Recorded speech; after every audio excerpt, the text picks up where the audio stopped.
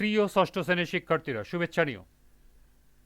আজকে আমি তোমাদের 2025 সালের বাংলাদেশ ও বিশ্ব পরিচয় বিষয়ের নতুন বই থেকে দ্বিতীয় অধ্যায় বাংলাদেশের ইতিহাস থেকে পার্ট 6-এর কাজ সমাধান করে দেব। প্রথমে তোমাদের বলবো, যারা আমার চ্যানেলটি সাবস্ক্রাইব করো নাই তারা আমার চ্যানেলটি সাবস্ক্রাইব করবে এবং আমার সাথে থাকবে। তাহলে চলো আমরা ক্লাস শুরু করি। পার্ট 6, প্রাচীন বাংলার ভাষা, সাহিত্য ও শিক্ষা। এতে আছে ভাষা ও সাহিত্য, শিক্ষা। এগুলো তোমরা অবশ্যই বাসায় ভালো করে পড়ে নেবে, কারণ এখান থেকে তোমাদের বহু নির্বাচনী প্রশ্ন থাকতে পারে। এখন আমি এই পার্টের কাজটি সমাধান করে দেব। লক্ষ্য করো, এখানে একটি কাজ দেওয়া আছে, পাল ও সেন যুগের সাহিত্য কর্মের একটি তালিকা প্রস্তুত করো। তো চলো এখন আমরা এই কাজের সমাধান দেখে নিই। এর সমাধান হবে, বাংলার নানা স্থান থেকে পাথর ও তামার পাতে খোদাই করা লিখিত লিপি পাওয়া গিয়েছে। বগুড়ার মহস্থানগড় থেকে প্রাপ্ত কালো পাথরে খোদাই করা লিপিটি এর মধ্যে প্রাচীনতম। গুপ্ত, পাল ও সেন যুগেও প্রচুর লিপি পাওয়া গিয়েছে। দক্ষিণ পূর্ব বাংলার শাসকদের জারিকৃত লিপির সংখ্যাও অনেক। এই লিপিগুলো থেকে প্রাচীন বাংলার ভাষা ও বর্ণমালা সম্পর্কে ধারণা পাওয়া যায়। পাল ও সেন যুগের সাহিত্যকর্মের একটি তালিকা নিম্নে উপস্থাপন করা হলো। এখানে আছে ক্রম, সাহিত্যকর্মের নাম এবং এর রচয়িতা।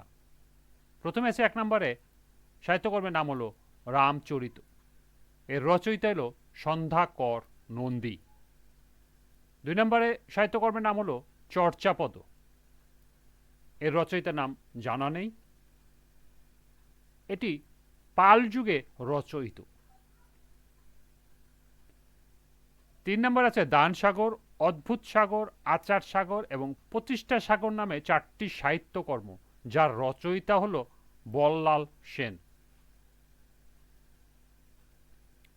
4 নম্বরে সাহিত্যকর্মটির নাম হলো গীত গোবিন্দ, যার রচয়িতা হলো জয়দেব।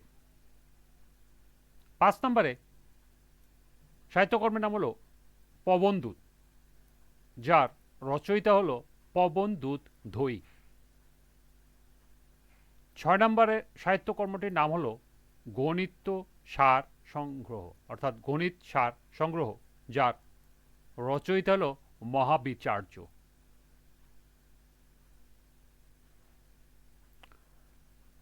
7 নম্বরে সাহিত্যকর্মের নাম হলো 10 কর্ম পদ্ধতি, যার রচয়িতা হলো ভবদেব ভট্ট। 8 নম্বরে সাহিত্যকর্মটির নাম চিকিৎসা সার সংগ্রহ, যার রচয়িতা বঙ্গ সেন। 9 নম্বরে সাহিত্যকর্মটির নাম হলো বল্লাল চরিত, যার রচয়িতা আনন্দ ভট্ট। 10 নম্বরে সাহিত্যকর্মটির নাম রত্নমালিকা, যার রচয়িতার নাম আমেঘ বর্ষ এবং আর্য সপ্তশতী নামে সাহিত্যকর্মটির রচয়িতা গোবর্ধন। এই ছিল এই কাজের সমাধান। আজকের ক্লাসটি এ পর্যন্তই। পরবর্তী ক্লাসে পার্ট 7 থেকে এর কাজ সমাধান করে দেব। সবাইকে আবারও বলছি, যারা আমার চ্যানেলটি সাবস্ক্রাইব করো নাই তারা আমার চ্যানেলটি সাবস্ক্রাইব করবে এবং আমার সাথে থাকবে। সবাইকে পরবর্তী ক্লাস দেখার আমন্ত্রণ জানিয়ে আজকের মতো আমি এখানে বিদায় নিচ্ছি। আল্লাহ হাফেজ।